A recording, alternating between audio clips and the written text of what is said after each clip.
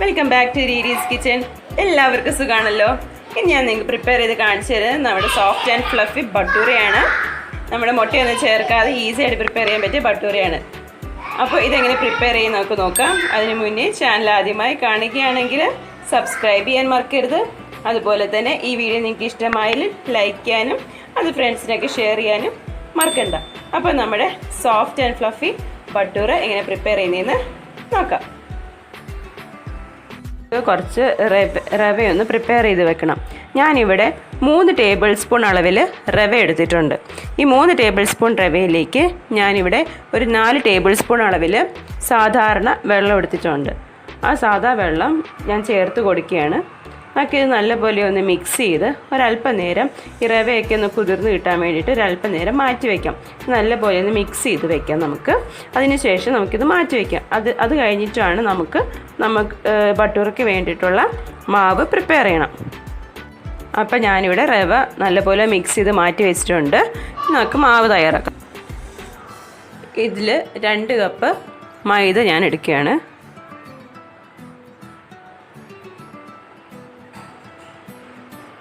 ഞാൻ 1 ടീസ്പൂൺ അളവിൽ പഞ്ചസാര ചേർത്ത് കൊടുക്കുകയാണ്.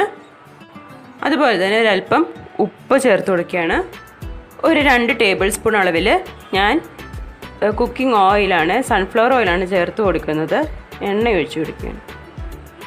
അതുപോലെ ഒരു 1/4 ടീസ്പൂൺ അളവിൽ അല്ലെങ്കിൽ ഒരു പിഞ്ച് അളവിൽ ഞാൻ ബേക്കിംഗ് സോഡ ചേർത്ത് കൊടുക്കുകയാണ്. ഇതിലേക്ക് ഞാൻ ഒരു 3 ടേബിൾ സ്പൂൺ അളവിൽ തൈരാണ്, അധികം പുളിയൊന്നുമില്ലാത്ത തൈര് ചേർത്ത് കൊടുക്കുകയാണ്. ഇതിലേക്ക് നമ്മൾ നേരത്തെ പ്രിപ്പയർ ചെയ്ത് വെച്ചിരിക്കുന്ന റവയുടെ മിക്സ് ചേർത്ത് കൊടുക്കുകയാണ് ഞാൻ. ഇതെല്ലാം കൂടെ ചേർത്ത് നമ്മളിതിൽ മുട്ടയൊന്നും ചേർക്കുന്നില്ല. അതുകൊണ്ടാണ് റവയെല്ലാം ഇങ്ങനെ ചെയ്ത് കൊടുക്കുന്നത്.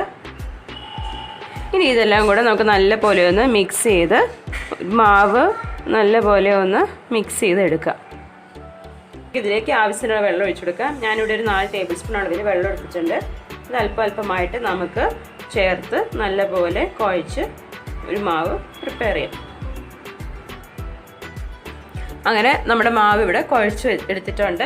നമുക്കിനി ഇതിൽ നിന്ന് ചെറിയ ബോൾസ് ആയിട്ട് എടുത്ത് നമുക്ക് ചെറിയ പൂരിയുടെ ഷേപ്പിൽ പരത്തി എടുക്കാം.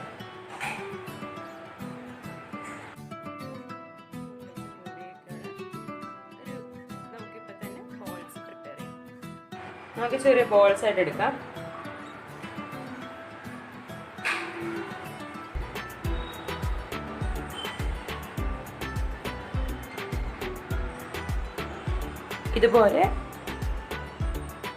ഇതുപോലെ ചെറിയ ബോൾസ് ആയിട്ട് നമുക്കെടുക്കാം. നമ്മുടെ ബോൾസ് എല്ലാം ഇവിടെ പ്രിപ്പയർ ചെയ്ത് നമ്മൾ ബോൾസ് ആയിട്ട് എടുത്തിട്ടുണ്ട്. നമുക്കിനി ഇത് നമ്മുടെ ഒരു ചെറിയ പൂരിയുടെ ഷേപ്പിൽ നമുക്കിത് പരത്തിയെടുക്കാം. ഞാനപ്പോൾ ഒരല്പം എണ്ണ തടവി കൊടുക്കുകയാണ്.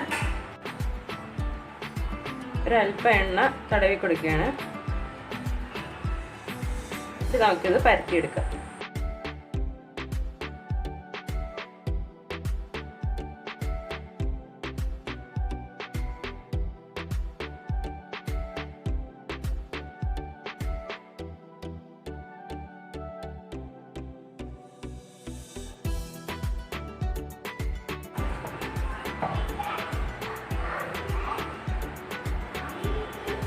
ചെറിയ പൂരിയുടെ ഷേപ്പിൽ നമുക്ക് പരത്തിയെടുക്കാം. നമ്മൾ പരത്തിയത് അപ്പോൾ ഞാൻ ഫ്രൈ ചെയ്തെടുക്കുകയാണ്. അപ്പോൾ നമ്മുടെ എണ്ണ ചൂടാവുന്നുണ്ട്. നല്ലപോലെ ചൂടാകുമ്പോൾ നമ്മൾ പരത്തിയെടുത്ത ബട്ടൂര നമുക്ക് ഫ്രൈ ചെയ്ത് എടുക്കാം.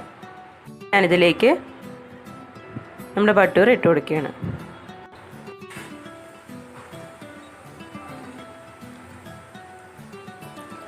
എണ്ണ നല്ലപോലെ ചൂടായിട്ടാണ് ഇട്ട് കൊടുത്തത്. നല്ലപോലെ ഇത് ഫ്രൈ ആയി കിട്ടണം.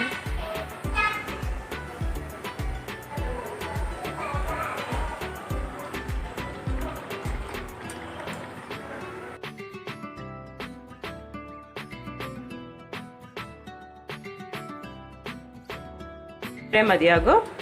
നമുക്കിതെടുക്കാം.